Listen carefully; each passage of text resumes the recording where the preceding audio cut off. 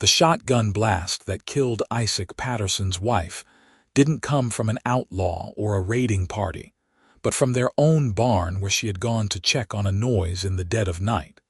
And their eldest daughter, Mary, only 13 years old at the time, had mistaken her mother's shadow for an intruder.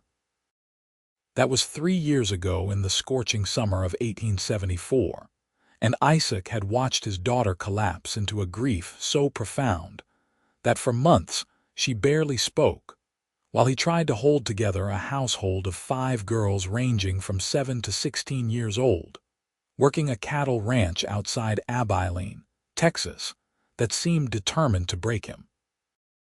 The morning Sarah Zimmerman arrived in Abilene, Isaac was in town buying supplies he couldn't afford, trying to stretch every dollar while keeping his daughters fed and his ranch from falling into complete ruin. His youngest, Emma, had outgrown her shoes again, and little Lily at 9 years old was wearing dresses so patched they were more thread than fabric. He stood in the general store, calculating in his head whether he could buy flour or fabric, but not both, when he heard a commotion outside. "I don't care what your rules are," a woman's voice rang clear through the afternoon heat. "I paid for passage all the way to Abilene, and I expect my trunk to be delivered to the hotel as promised." Isaac glanced out the window to see a woman in a dusty traveling dress facing down the stage coach driver, her dark blonde hair escaping its pins after what must have been a long journey. She stood with her hands on her hips, chin raised and even covered in trail dust. There was something striking about her determination. "Lady, I brought you here, didn't I? I ain't responsible for luggage. That's extra," the driver said, already turning away. "Extra," her voice rose. "You charged me twice what the ticket should have cost and promised full service." Isaac found himself walking outside before he'd made a conscious decision to do so. The woman looked to be in her late 20s, alone, and clearly new to Texas if she expected stage drivers to keep their word about luggage. "Need a hand, miss?" he asked, touching the brim of his hat. She turned to him, and he saw eyes the color of spring grass, bright and sharp with frustration. "This man is a thief and a liar," she said flatly. "But I suppose that's between him and his conscience if he has one." The driver spit tobacco juice near her feet, and Isaac felt his jaw tighten. "Get on, Jenkins," he said quietly, "before I have a conversation with your boss about how you treat passengers." Something in Isaac's tone made the driver reconsider. He grabbed the trunk from the back of the stage and dropped it heavily in the dust before climbing back up and snapping the reins. The stage rolled away, leaving Sarah and Isaac standing in the street with her trunk between them. "Thank you," she said, brushing hair from her face. "I'm Sarah Zimmerman. I'm here to interview for the teaching position." "Isaac Patterson." He bent to lift one end of the trunk. "I've got a wagon just down the street. I can take this to the hotel for you." "I can manage," she started to say, but Isaac was already lifting the trunk. It was heavier than he expected, and he wondered what she'd brought all the way to Texas. "Didn't say you couldn't," he replied. "But no sense in you hauling it 3 blocks in this heat." She studied him for a moment, then nodded. "All right. Thank you, Mr. Patterson." They walked in silence, Isaac carrying the trunk and Sarah keeping pace beside him despite her long skirts collecting dust from the street. Abilene was busy this time of day, with cowboys from nearby ranches coming in for supplies, women shopping, children running between buildings. Sarah took it all in with an expression he couldn't quite read. "First time in Texas?" he asked. "First time west of St. Louis," she admitted. "I taught at a girls' school there for 6 years, but the position was eliminated. I saw the advertisement for a teacher in Abilene and thought it might be an adventure." "It's something, all right," Isaac said. He hefted the trunk into his wagon bed. "Not sure adventure is the word most folks would use." What word would you use? He considered. Hard. Honest work if you can find it. Beautiful in its own way, but it'll test you. I'm not afraid of being tested, Sarah said. There was something in her voice that made him believe her. Isaac drove her the short distance to the hotel, and despite her protests, carried her trunk inside. The hotel owner, Mrs. Chen, a Chinese woman who'd come west with the railroad workers and stayed to open a business when her husband died, greeted Sarah warmly and showed her to a small but clean room on the second floor. When Isaac came back downstairs, Mrs. Chen pulled him aside. "That girl has kind eyes," she said. "But she doesn't know what she's getting into. The school board will eat her alive." "Why do you say that?" Isaac asked. "Because they want a teacher who'll stay in line, not one who stands up to stage drivers in the middle of the street," Mrs. Chen said. "She's got spirit." "That makes people nervous." Isaac thought about that as he finished his shopping, choosing flour over fabric and hoping he could make his daughter's dresses last another season. He thought about it as he drove home in the fading light, the wagon rattling over the rutted road. He thought about green eyes and determination, and then felt guilty for thinking about any woman at all when his wife had only been gone 3 years. The ranch house was dark when he arrived, which meant the girls had probably eaten the cold supper he'd left and gone to bed. But when he walked inside, he found Mary sitting at the kitchen table with a lamp burning low, mending one of her sister's dresses. "You should be sleeping," he said gently. "So should you," Mary replied. At 16, she looked so much like her mother that sometimes it hurt Isaac to look at her. She had the same dark hair, the same serious expression. "Did you get the supplies?" "Enough." He set the flour sack on the counter. "How were your sisters today?" "Emma fell in the creek and Lily got into the jam again." Ruth and Ann spent all afternoon arguing about whose turn it was to collect eggs. Mary's needle moved steadily through the fabric, the same as always. Isaac heard the weariness in his daughter's voice and felt the familiar weight of failure. Mary should have been courting, thinking about her own future, not raising her sisters. But he needed her help, and they both knew it. "I met someone in town today," he said, not sure why he was mentioning it. "A woman from St. Louis, here to interview for the teaching position." Mary glanced up. "What was she like?" "Determined," Isaac said.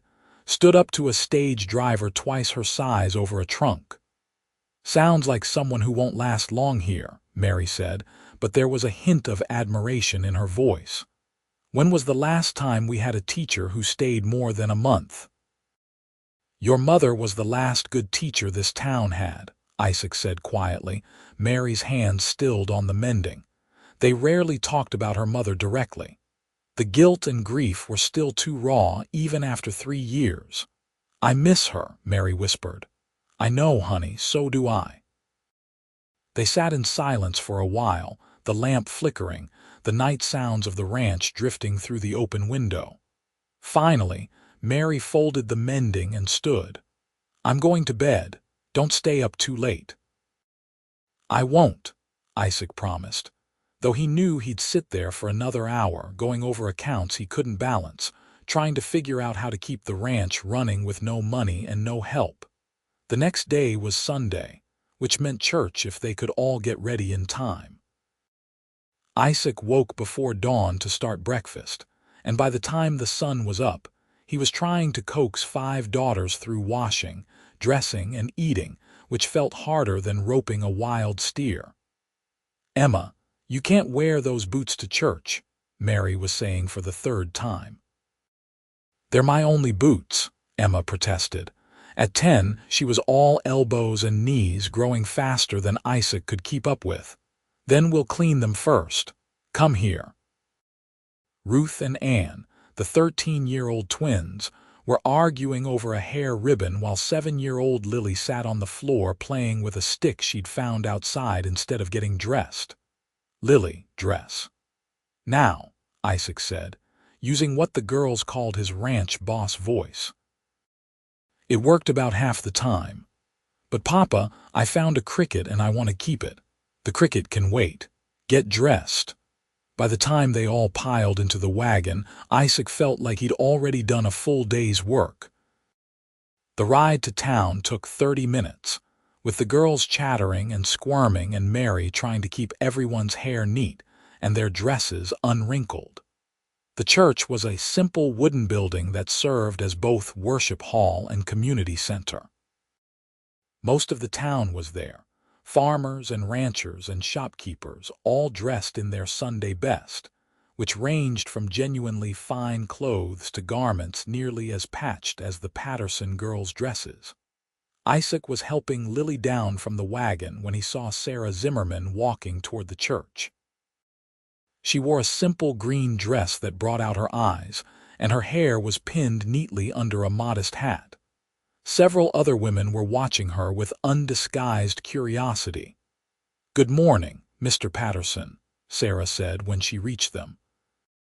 Her gaze went to the 5 girls clustering around Isaac, and he saw surprise flicker across her face. "Miss Zimmerman, these are my daughters, Mary, Ruth, Ann, Emma, and Lily." He pointed to each in turn. "Girls, this is Miss Zimmerman. She's here to interview for the teaching position." "All 5?" Sarah asked and then looked embarrassed. "I'm sorry, that was rude. I just didn't expect." "It's all right," Isaac said. "It's a lot." "You're going to be our teacher?" Emma asked, looking Sarah up and down with the frank assessment of a 10-year-old. "Perhaps," Sarah said. "If the school board approves my application." "The last teacher left after 2 weeks," Ruth informed her. "She said we were all heathens." "Ruth," Mary said warningly. "Well, she did," Ruth said.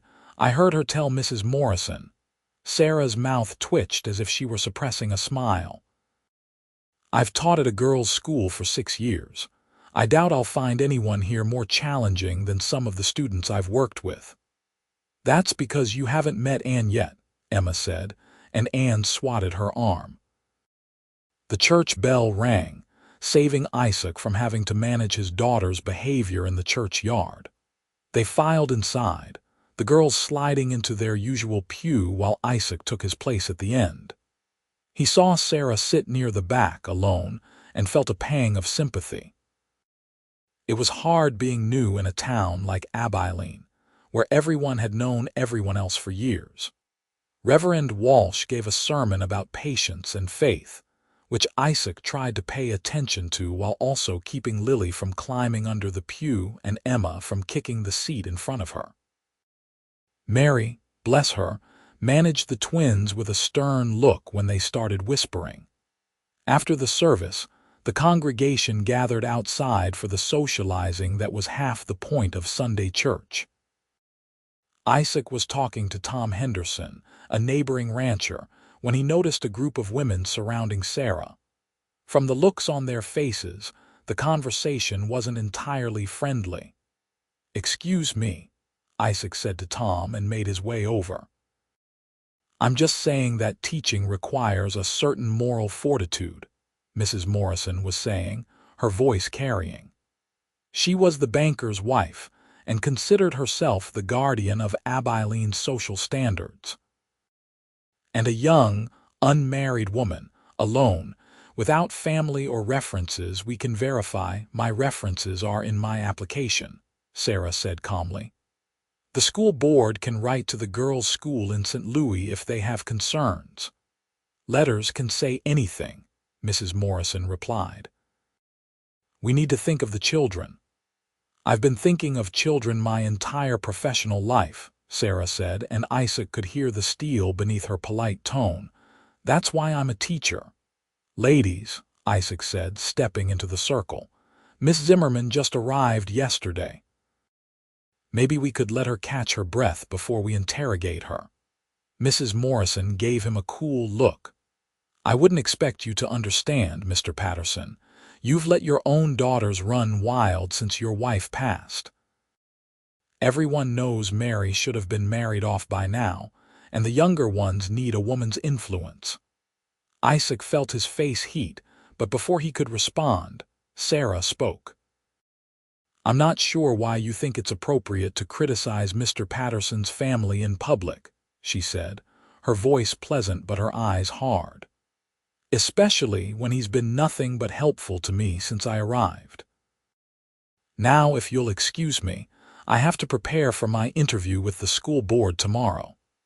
She walked away, leaving Mrs. Morrison sputtering and Isaac torn between embarrassment and gratitude. His daughters, who had witnessed the whole exchange from a few feet away, looked at Sarah with new respect. "I like her," Emma announced. "Me too," Lily agreed. "We should invite her to dinner," Mary said quietly to Isaac. "We can't afford," Isaac started. "We have enough," Mary interrupted. "And it's the right thing to do. She's alone here and she stood up for us." Isaac knew Mary was right. "All right, let me ask her." He caught up with Sarah near her hotel. "Miss Zimmerman, wait." She turned and he saw that her cheeks were flushed. "I apologize if I overstepped back there. But that woman had no right to speak to you that way." "You didn't overstep," Isaac said. "And I came to ask if you join us for dinner today. It won't be fancy, but there'll be plenty and the girls would like to get to know you." Sarah hesitated. "I don't want to impose." "You're not. We'd like to have you." She smiled, and Isaac felt something shift in his chest. "Then I'd be happy to accept." The ride back to the ranch was livelier with Sarah in the wagon. The girls peppered her with questions about St. Louis and teaching and what made her want to come to Texas. Sarah answered everything patiently, seeming genuinely interested in what the girls had to say in return. The ranch house was modest, a 4-room structure with a kitchen, a main room, and 2 bedrooms that the girls shared while Isaac slept on a cot in the main room. Isaac saw Sarah take it in without judgment, which he appreciated. "It's not much," he said, "but it's home." "It's lovely," Sarah said, and sounded like she meant it. "I can see the care you've put into it." Mary and the older girls set about preparing dinner while Isaac sent the younger ones to change out of their church clothes. Sarah asked if she could help, and Mary put her to work peeling potatoes while they talked. Isaac went outside to check on the stock, giving the women space, but feeling strangely aware of Sarah's presence in his house. He couldn't remember the last time someone other than family had sat at their table. Dinner was simple: roast chicken that had been cooking slowly all morning, potatoes, beans, and biscuits that Mary had gotten surprisingly good at making. They crowded around the table, the girls talking over each other, and Sarah fitting into the chaos as if she'd always been there. "So you taught at a girls' school," Ruth said. "Did you teach rich girls?" "Some of them were from wealthy families," Sarah agreed. "But not all. The school offered scholarships for girls who showed academic promise but whose families couldn't afford tuition." "What subjects did you teach?" Anne asked. "Literature, history, and mathematics, though my favorite was always literature. There's something magical about watching a student fall in love with a good story." "What's your favorite book?" Emma wanted to know. "That's an impossible question," Sarah said. "It changes depending on my mood, but I've always loved Jane Eyre." "Do you know it?" The girls shook their heads and Sarah's face lit up. "Oh, you'd love it. It's about a young woman who faces terrible hardships but never loses her strength or her sense of self. She becomes a governess and falls in love with her employer, but there are secrets and mysteries, and she has to decide what she's willing to sacrifice for love." "That sounds wonderful," Mary said softly. "I'll lend you my copy if you'd like," Sarah offered. "I brought several books with me. I couldn't bear to leave them behind." "Is that what made your trunk so heavy?" Isaac asked, and Sarah laughed. "Guilty. My friends told me I was foolish to bring books to the frontier, but I told them that books are never foolish. They're how we stay civilized." After dinner, the girls insisted on showing Sarah around the ranch.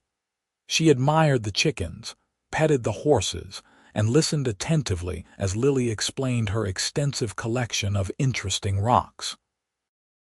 Isaac watched from the porch, smoking his pipe, amazed at how easily Sarah connected with each daughter. When the sun started to set, Isaac hitched up the wagon to drive Sarah back to town.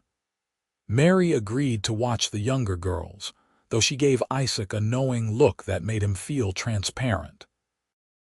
The ride into Abilene was quiet at first, both of them tired from a long day. The prairie stretched out around them, gold and amber in the fading light, and the air had finally started to cool. "Thank you for today," Sarah said. "I haven't felt so welcome anywhere in a long time." "Thank you for coming," Isaac replied. "The girls don't get much company. It was good for them to have someone new to talk to." "They're wonderful children," Sarah said. "You should be very proud." "Mary does most of the work," Isaac admitted.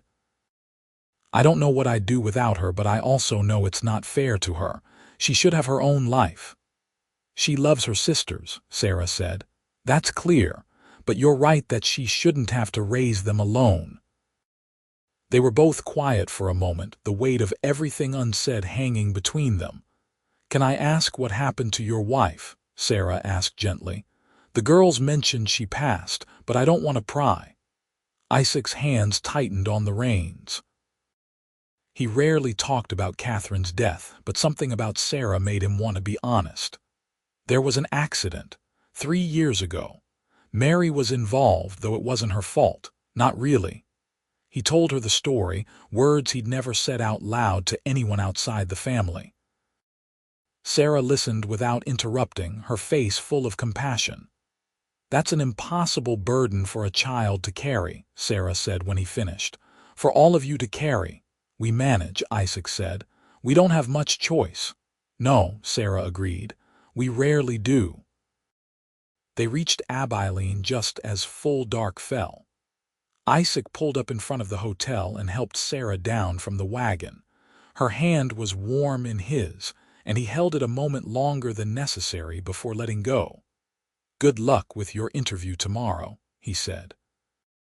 "I hope the school board has more sense than Mrs. Morrison." "So do I," Sarah said. "But either way, thank you for reminding me why I wanted to teach in the first place. Your daughters are exactly the kind of students I hope to find here." She went inside, and Isaac drove home slowly, thinking about green eyes and laughter around his dinner table, feeling guilty and hopeful in equal measure.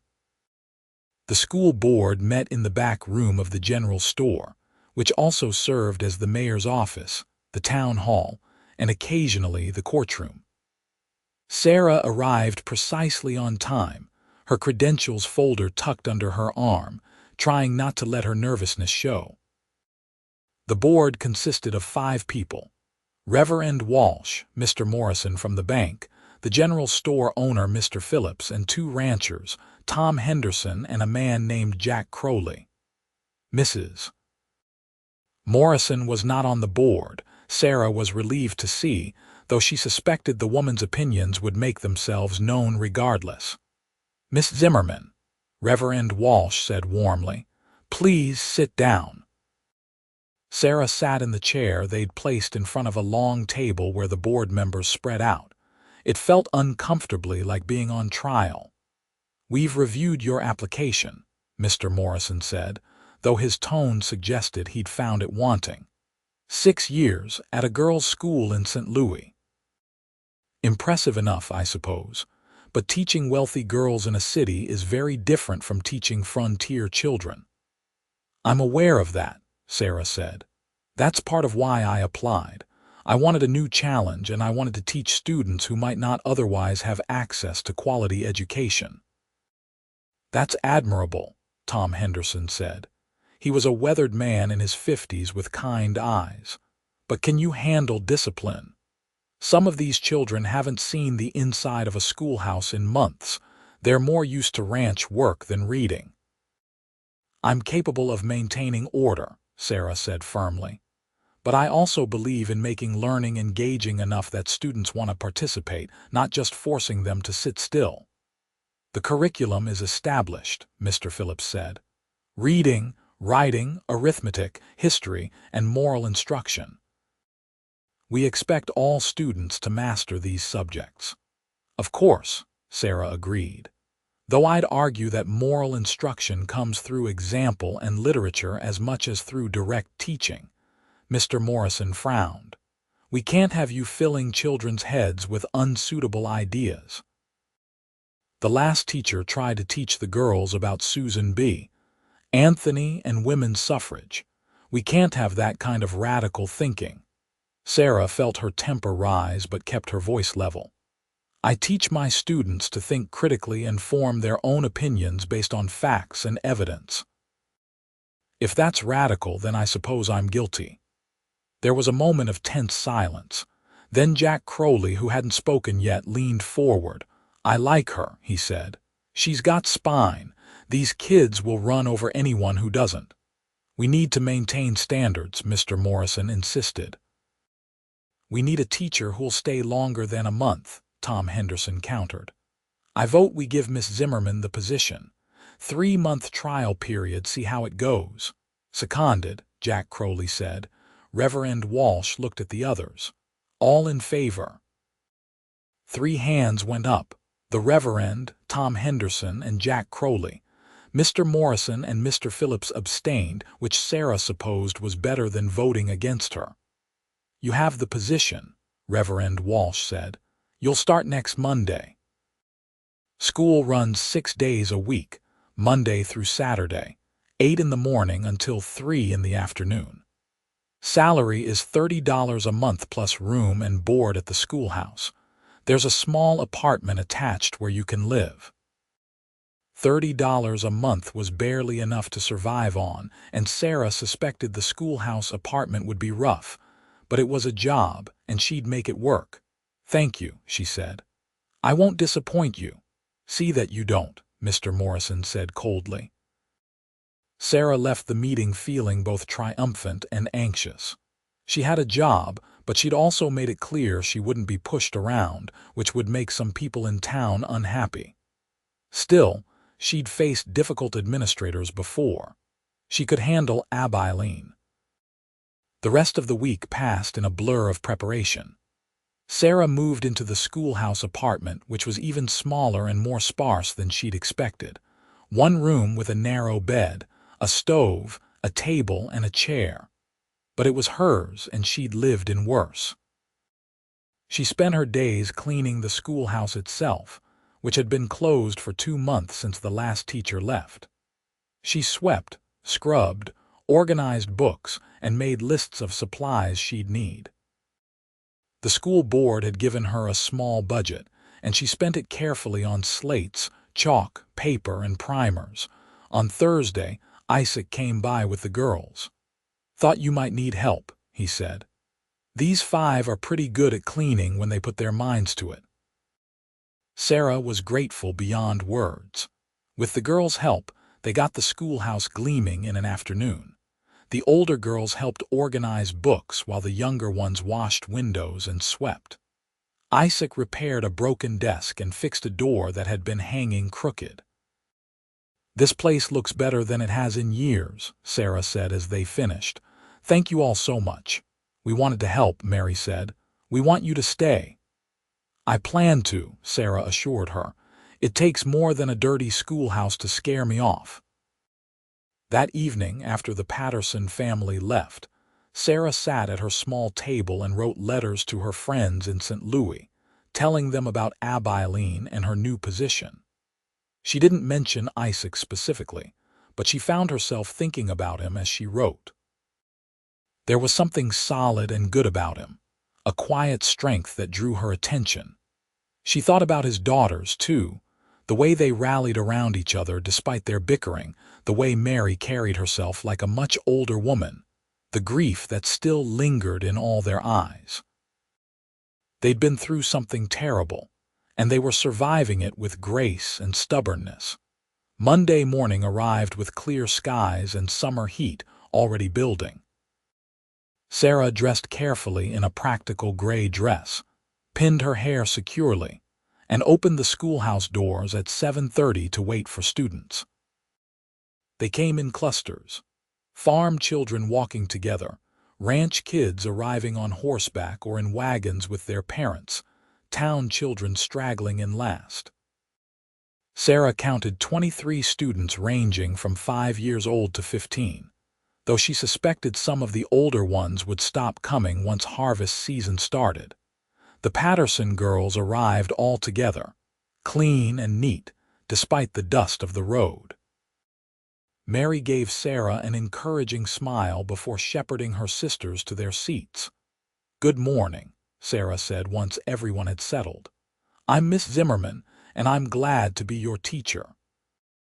Let's start by going around the room and having everyone introduce themselves and tell me one thing you're interested in learning this year." It was a simple exercise, but it told her a lot. Some students were eager and articulate. Others were shy or suspicious. A few of the older boys in the back looked openly skeptical that a woman from St. Louis could teach them anything useful. By lunchtime, Sarah had assessed the reading and arithmetic levels of all her students and begun forming groups based on ability rather than age. By the end of the day, she was exhausted but satisfied. It had been chaotic and challenging, but she'd kept order and gotten through her planned lessons. The Patterson girls stayed after to help clean up. "That was actually interesting," Ruth said, sounding surprised. "Usually school is just memorizing things." "Memorization has its place," Sarah said, "but understanding is more important. I want you to know why things work, not just that they do." Over the following weeks, Sarah settled into a rhythm. She taught 6 days a week, spending her evenings preparing lessons and her Sundays either at church or visiting with the few people in town who'd become friendly. The work was hard, but it was also deeply satisfying. She watched her students grow more confident, more curious, more engaged. The Patterson girls thrived under her teaching. Mary, it turned out, had a gift for mathematics that had been completely undeveloped. The twins loved history and would argue enthusiastically about different historical events. Emma showed promise in writing, crafting stories that were surprisingly sophisticated for her age. And little Lily, despite being the youngest in the school, learned to read with remarkable speed. Isaac came by the schoolhouse occasionally, ostensibly to drop off or pick up the girls, but often staying to chat with Sarah for a few minutes. They talked about the students, the ranch, books, life in Abilene. The conversations were never long, but Sarah found herself looking forward to them. One Friday afternoon in late September, Isaac arrived to find Sarah sitting on the schoolhouse steps looking frustrated. The students had all left, and she was alone with a stack of papers. "Problem?" Isaac asked, tying his horse to the rail. "The school board wants a report on student progress," Sarah said, "which is reasonable.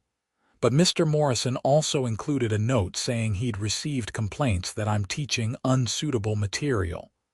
"What unsuitable material?" Isaac asked, sitting beside her on the steps. "I assigned Jane Eyre to the older girls," Sarah said. "Apparently Mrs. Morrison thinks it's inappropriate because it involves a romance between a governess and her employer." "That's ridiculous," Isaac said. "It's a classic novel." "Try telling that to the school board," Sarah said tiredly. "I'm starting to think Mr. Morrison is looking for reasons to get rid of me." "He won't succeed," Isaac said. "The kids are learning more this year than they have in years. Everyone can see that." "Can they?" Sarah looked at him. "Or are they just seeing an unmarried woman living alone and teaching ideas that make them uncomfortable?" Isaac didn't have a good answer to that. They sat in silence for a moment, watching the sun sink lower in the west, painting the sky orange and pink. "For what it's worth," Isaac said finally, "I'm glad you came to Abilene. My girls have never been this excited about school. Mary's talking about maybe becoming a teacher herself someday. That's the first time she's talked about any kind of future." Sarah felt warmth spread through her chest. Mary would make an excellent teacher. She's patient and smart, and she genuinely cares about helping others understand things. She got that from her mother, Isaac said quietly. Catherine was the same way. It was the first time Isaac had mentioned his wife by name to Sarah. She stayed quiet, sensing he needed to talk. Catherine taught at the school here before we married, Isaac continued. She was the best teacher Abilene ever had. When she died, the town lost more than just her. They lost the example she set, the way she made people want to be better. You must miss her terribly, Sarah said. Every day, Isaac admitted. But it's different now than it was at first. The grief isn't as sharp. I can remember the good times without it breaking me apart. He paused. Mary still struggles with the guilt. She thinks I blame her, though I've told her 100 times I don't. Guilt isn't rational, Sarah said gently. It's going to take time for Mary to forgive herself if she ever does fully. The best you can do is keep reminding her that she's loved and valued. Isaac looked at her. You're good at this. Understanding people, I mean. I've spent a lot of time around young people, Sarah said. You learn to read emotions, to see what someone needs even when they can't say it. What do you need? Isaac asked. The question caught Sarah off guard. She thought about it honestly. I need to feel like I'm making a difference, she said. I need to belong somewhere. I spent 6 years in St. Louis feeling like I was just going through motions. When I came here, I thought maybe I could find something more meaningful. And have you? Isaac asked. Sarah smiled. I think I'm starting to. Their eyes met and held, and Sarah felt something shift between them, something warm and promising. Then Isaac stood, clearing his throat. I should get the girls home, he said. But Sarah, if you need someone to back you up with the school board, I will. You're doing good work here, and this town needs you. Thank you, Isaac, Sarah said softly. After he left, Sarah sat on the steps for a long time, watching stars appear in the darkening sky, thinking about belonging and grief, and the way Isaac's voice had sounded when he said her name. October brought cooler weather and harvest season, which meant some of her older students stopped coming regularly to help with farm work. Sarah adjusted her lessons to accommodate, knowing they'd return in winter. She also organized an evening reading group for adults, which was surprisingly well attended.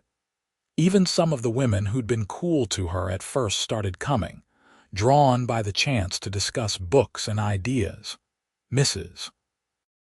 Morrison never came, but her influence seemed to be waning as more people in town got to know Sarah and saw the positive effect she was having on their children. Isaac started attending the reading group, which surprised Sarah until she realized how hungry he was for intellectual conversation. They'd discuss whatever book the group was reading, and afterward, Isaac would often walk Sarah back to the schoolhouse, their conversations ranging from literature to politics to philosophy. I never thought I'd be discussing Thoreau with a cattle rancher, Sarah said one evening in late October as they walked under a sky full of stars. And I never thought I'd be discussing Thoreau at all, Isaac replied with a smile. Catherine used to read to me sometimes, but I never paid much attention.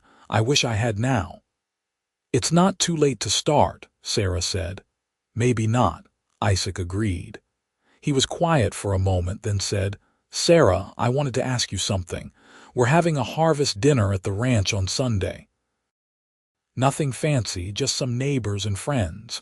Would you come? I'd like that, Sarah said, her heart beating a little faster. Good, Isaac said, and the pleasure in his voice was unmistakable. The girls will be happy. They ask about you all the time. Just the girls? Sarah asked, feeling bold. Isaac stopped walking and turned to face her. No, he said quietly. Not just the girls. They stood there in the darkness, so close Sarah could feel the warmth of him, see the way the moonlight caught in his dark hair. She thought he might kiss her, and part of her desperately wanted him to, but instead he stepped back. "I should let you get inside," he said. "Good night, Sarah." "Good night, Isaac." Sarah went inside feeling frustrated and exhilarated in equal measure. Something was growing between them, but it was complicated by Isaac's grief, his daughters, and the small-town gossip that would inevitably start if they were seen together too often. Sunday's harvest dinner turned out to be larger than Sarah expected. Tom Henderson and his wife came with their 3 grown sons. Jack Crowley brought his family. Several other neighboring ranchers appeared with food and drinks. The Patterson house, usually so quiet, was full of noise and laughter and the smells of roasting meat and baking bread.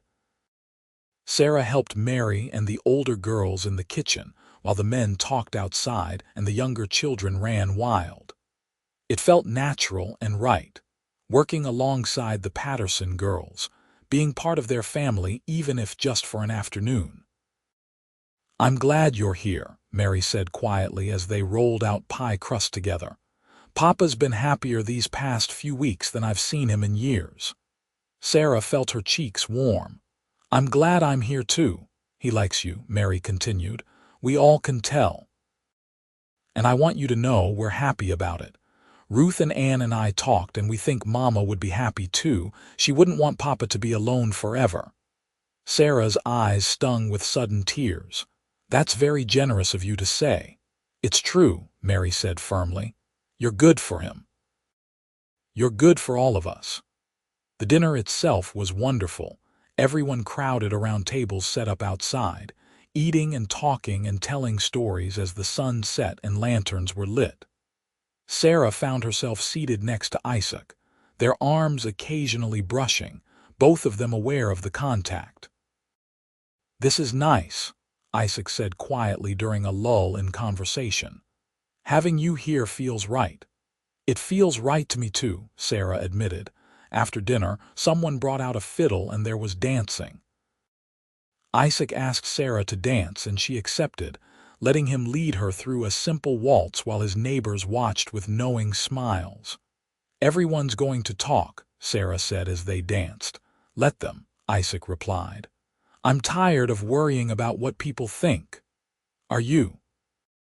Sarah asked, searching his face. "Sarah, I know we haven't known each other long," Isaac said, "but I think you know how I feel about you. I haven't felt this way since Catherine, and I thought maybe I never would again.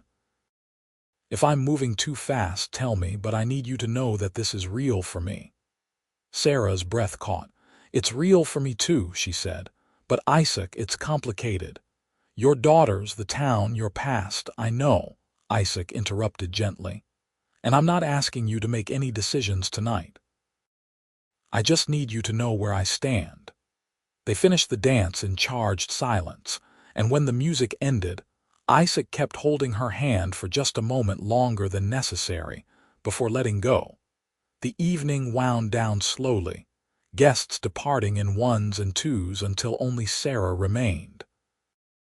The girls had been sent to bed, and Mary had pointedly excused herself to her room, leaving Sarah and Isaac alone on the porch.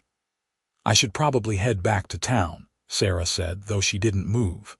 "Probably," Isaac agreed. "But it's a nice night. Stay a while longer." They sat on the porch steps, close enough that their shoulders touched.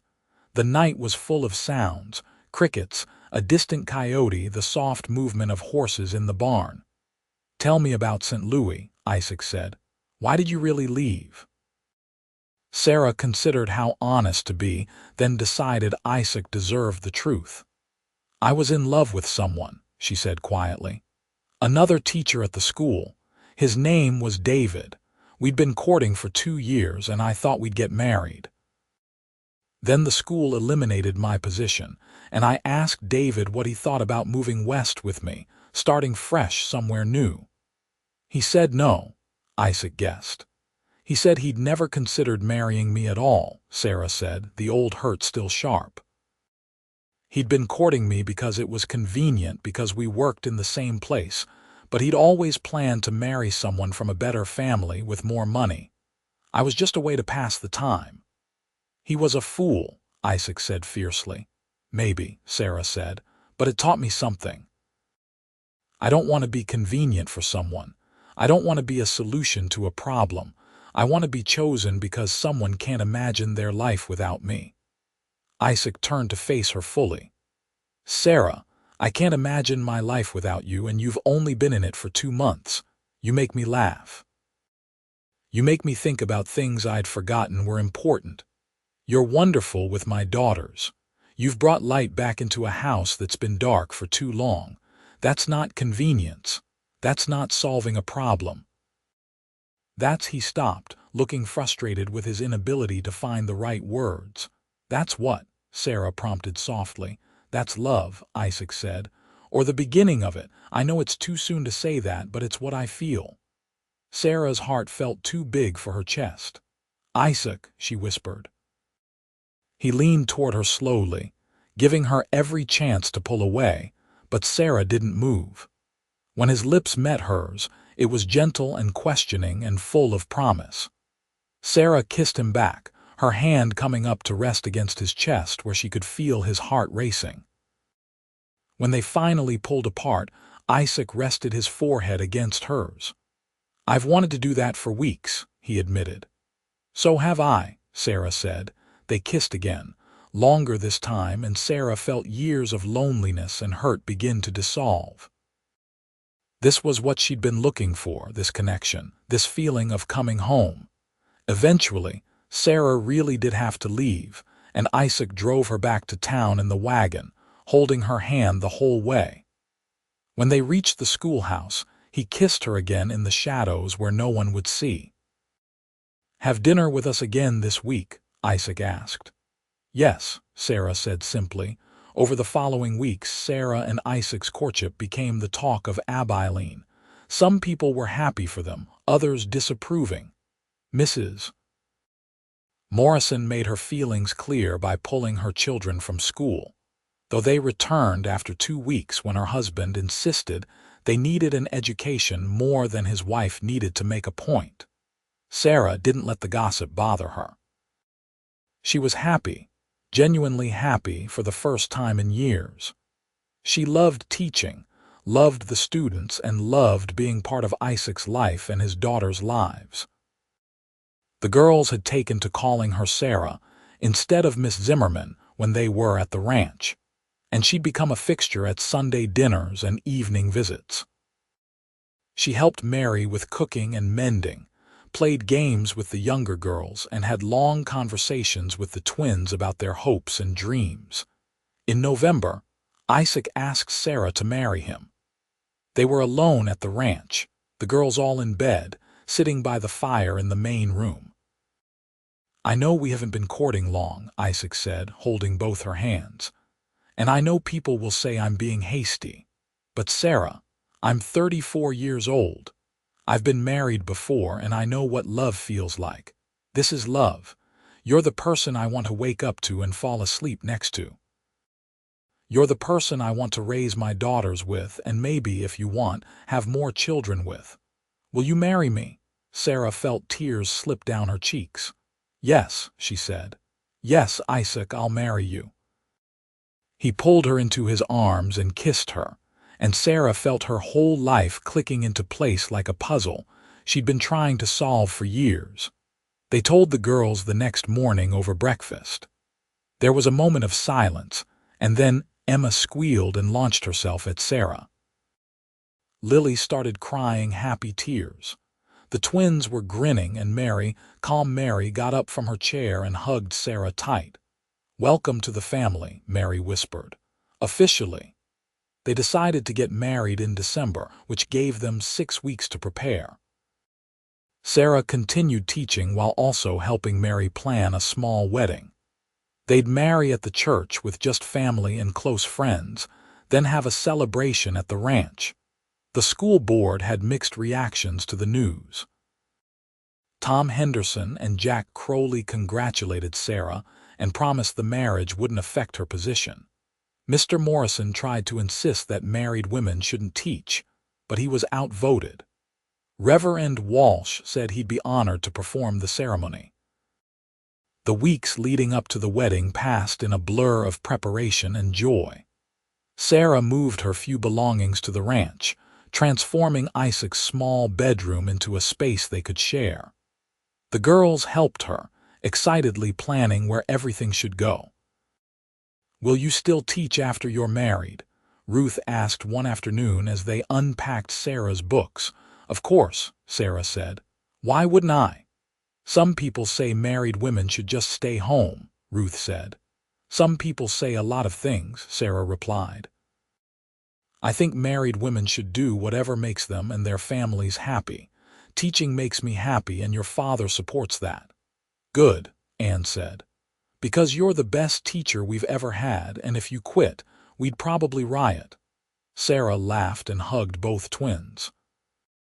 The wedding day arrived cold and clear, a perfect December morning with frost sparkling on the grass. Sarah wore a simple blue dress that Mary had helped her make, her hair pinned up with small white flowers.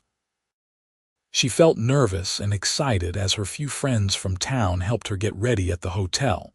At the church, nearly the whole town had turned out despite the early hour. Sarah walked down the aisle alone, which felt right. She wasn't being given away by a father or brother. She was choosing this, walking toward her future under her own power. Isaac waited at the altar in a new suit, his daughters standing beside him as witnesses. When Sarah reached him, he took her hands and smiled, and all her nervousness disappeared. Reverend Walsh kept the ceremony short and sweet.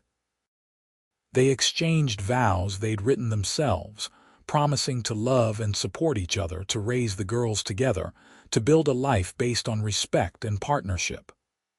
"I now pronounce you husband and wife," Reverend Walsh said. "Isaac, you may kiss your bride." Isaac did, thoroughly, while his daughters cheered and the congregation applauded. The celebration at the ranch lasted all afternoon and into the evening. There was food and music and dancing, and Sarah felt surrounded by love and acceptance. Even Mrs. Morrison came, though she looked sour about it, and Sarah chose to count that as a victory. As the sun set and guests began to leave, Isaac pulled Sarah aside. "Happy?" he asked. "Happier than I knew I could be," Sarah said honestly.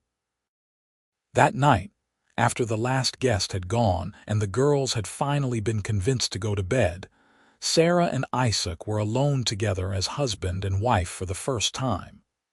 They made love slowly and sweetly, learning each other, creating new memories to replace old grief. Afterward, Sarah lay in Isaac's arms, listening to his heartbeat, feeling more at home than she ever had anywhere. "Thank you," Isaac murmured into her hair. "For what?" Sarah asked. "For choosing us," he said. "For loving my daughters, for giving me a second chance at happiness." "Thank you for the same," Sarah said. "I came to Texas looking for purpose, and I found a family instead. I found love, I found home." "You found all of that because you were brave enough to take a chance," Isaac said. "I admire that about you, your courage." "I learned it from you," Sarah said. "From watching you raise 5 daughters alone, keep a ranch running, stay kind despite your grief. You're the bravest person I know." They talked long into the night, making plans and dreaming about the future, until finally they fell asleep wrapped around each other. The winter passed in a haze of happiness. Sarah continued teaching while also settling into her new role as wife and mother. The transition wasn't always smooth. The younger girls sometimes tested her authority, and Mary struggled with guilt over feeling happy when her mother was gone. But they worked through each challenge together as a family. In February, Sarah realized she was pregnant. She told Isaac first, one evening after the girls had gone to bed. "Are you happy about it?" Isaac asked, his hand already moving to rest protectively on her still flat stomach. "Thrilled," Sarah said. "Terrified but thrilled. Are you?" "Yes," Isaac said. Sarah, I know you never thought you'd have children, and I know 5 daughters is already a lot. Stop, Sarah interrupted. I want this baby. I want to have a child with you. I want to expand this family we're building. Isaac kissed her, deep and grateful. When? Late September, I think, Sarah said. I'll have to stop teaching for a while, which I'm not happy about, but Mary said she'd take over the school temporarily. She's been helping me with the younger students, and she's ready. Mary as the teacher, Isaac said thoughtfully. Catherine would have loved that. They told the girls together the next day. The reactions ranged from excitement to mild horror. Another baby, Emma said. The house is already crowded. We'll make room, Isaac said. We always do. I think it's wonderful, Mary said quietly. A new start for all of us. As Sarah's pregnancy progressed, the whole town seemed invested in it. Students at school brought her little gifts. Neighbors dropped off baby clothes and advice. Even Mrs. Morrison softened slightly, showing up one day with a beautifully crocheted blanket. For the baby, she said stiffly. All children deserve to be welcomed into the world properly. Thank you, Sarah said, genuinely touched. This is beautiful. Yes, well, Mrs. Morrison said, already turning to leave. Perhaps I was hasty in my judgment of you. You've proven yourself a dedicated teacher and, it seems, a good mother to those girls. It wasn't quite an apology, but it was close enough. Sarah accepted it with grace. By summer, Sarah was too pregnant to comfortably teach, so Mary took over the school as planned. Sarah spent her days at the ranch, helping where she could, reading and preparing for the baby. The girls were excited, especially Lily, who'd never had a younger sibling before. Will you still love us when the baby comes? Lily asked one afternoon as they sat on the porch shelling peas. Of course I will, Sarah said. Having a new baby doesn't mean I stop loving you. Love doesn't work that way. It expands to fit everyone. Promise? Lily asked. I promise, Sarah said, pulling the little girl close. You're my daughter, Lily. Nothing will ever change that. On a hot September evening, Sarah went into labor. Isaac sent Emma racing for the doctor while he and Mary helped Sarah to bed. The other girls waited anxiously in the main room, trying to distract themselves with games and stories. Labor was long and difficult. Sarah had read about childbirth, had heard stories, but nothing prepared her for the reality of it. Isaac stayed with her the whole time, holding her hand, wiping her forehead, whispering encouragement. You can do this, he said over and over. You're the strongest person I know. Finally, as dawn broke on a new day, Sarah gave birth to a healthy baby boy. The doctor laid him on her chest, and Sarah looked down at her son with tears streaming down her face. He's perfect, she whispered. He is, Isaac agreed, his own eyes wet. What should we name him? They discussed names but never settled on one. Now, looking at her son, Sarah knew. Thomas, she said. Thomas Isaac Patterson, after your father and you. Thomas, Isaac repeated, smiling. Tommy, he's beautiful, Sarah. The girls were allowed in to meet their new brother one at a time. Mary came first, looking at the baby with wonder. He's so tiny, she said. You were even tinier, Isaac told her. I was terrified to hold you. The twins came next, arguing about who got to hold him first until Sarah told them they could do it together. Emma was surprisingly gentle, touching the baby's tiny hand with one finger, and Lily, climbing carefully onto the bed, looked at her new brother with pure adoration. I love him, she announced. Can we keep him? Everyone laughed, and Sarah felt her heart swell with joy. This was her family now. Isaac, 5 daughters, and a newborn son. More love than she'd ever imagined having, more chaos and noise and laughter and life. The next months were exhausting and wonderful. Tommy was a good baby, but he still needed constant care. Sarah was amazed by how naturally motherhood came to her after years of thinking it never would. She loved nursing him, rocking him, singing soft songs in the middle of the night. The girls were all helpful in their own ways. Mary was practically a second mother, able to soothe Tommy when Sarah needed a break. The twins entertained him with silly faces and songs. Emma read to him from her favorite books, and Lily appointed herself his official protector, watching over him with fierce devotion. Isaac was a devoted father, getting up in the night to bring Tommy to Sarah, changing diapers without complaint, walking the floor when the baby was fussy. Sarah loved watching him with their son, seeing the tenderness in his rough rancher's hands. By Tommy's first birthday in September of 1876, the Patterson family had found a new equilibrium. Sarah had returned to teaching part-time, with Mary continuing to help, and sometimes taking over when Sarah needed to be home with Tommy. The ranch was doing better financially than it had in years, with several good cattle sales and a mild winter that hadn't depleted their stores. More importantly, the family had healed in ways Sarah wouldn't have thought possible 2 years earlier. Mary had started courting a young rancher from the next property over, and while she still carried some guilt about her mother's death, she'd learned to live with it rather than letting it consume her. The other girls were thriving, growing into smart, confident young women who Sarah was proud to call her daughters. On Tommy's birthday, they had a party at the ranch with friends and neighbors. Sarah stood on the porch watching her son toddle around the yard, his sisters hovering nearby to catch him if he fell, and felt Isaac's arms wrap around her from behind. "Happy?" he asked, kissing her temple. "Beyond measure," Sarah said. 2 years ago, I got off a stagecoach in Abilene with no idea what I was getting into. Now I have everything I ever wanted and some things I didn't even know I wanted. "That makes 2 of us," Isaac said. "You saved us, Sarah. This family was drowning before you came along."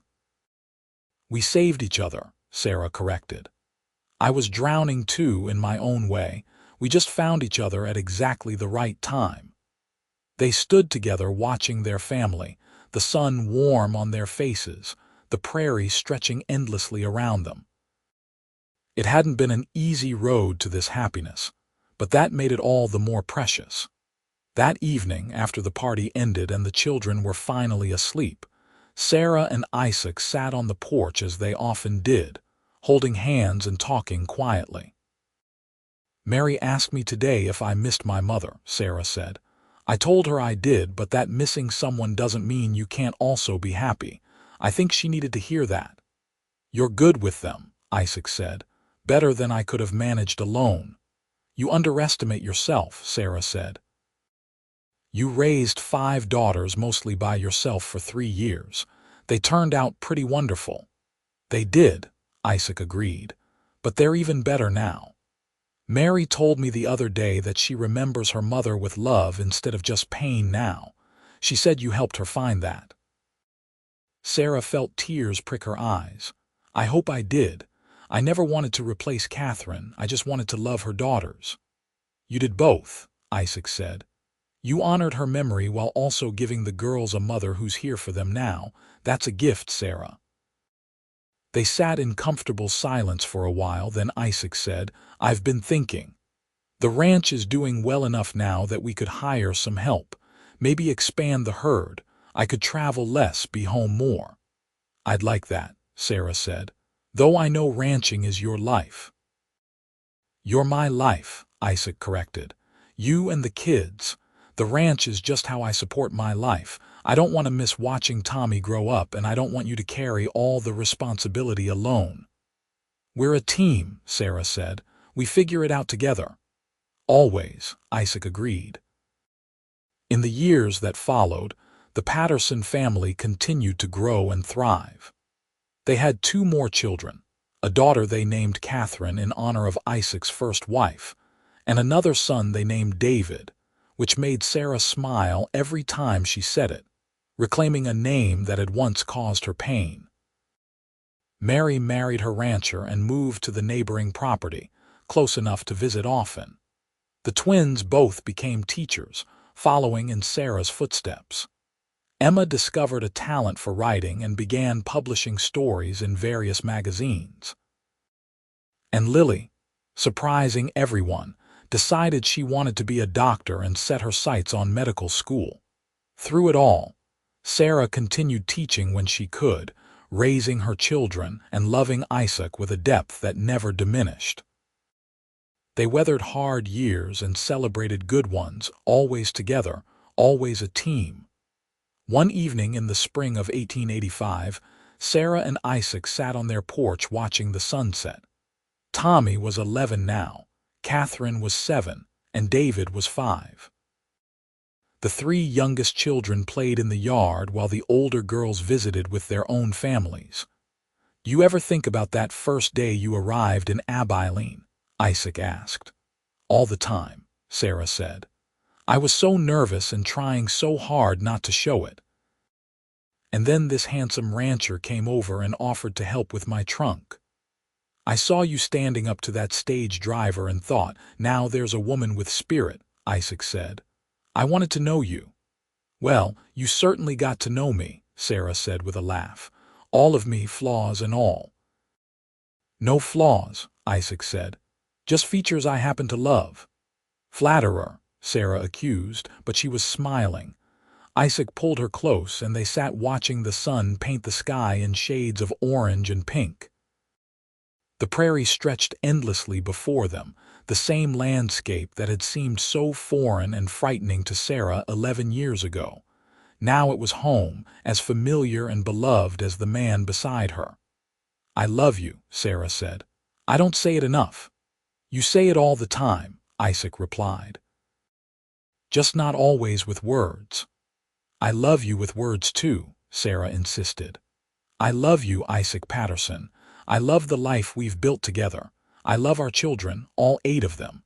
I love that I get to wake up next to you every morning and fall asleep beside you every night.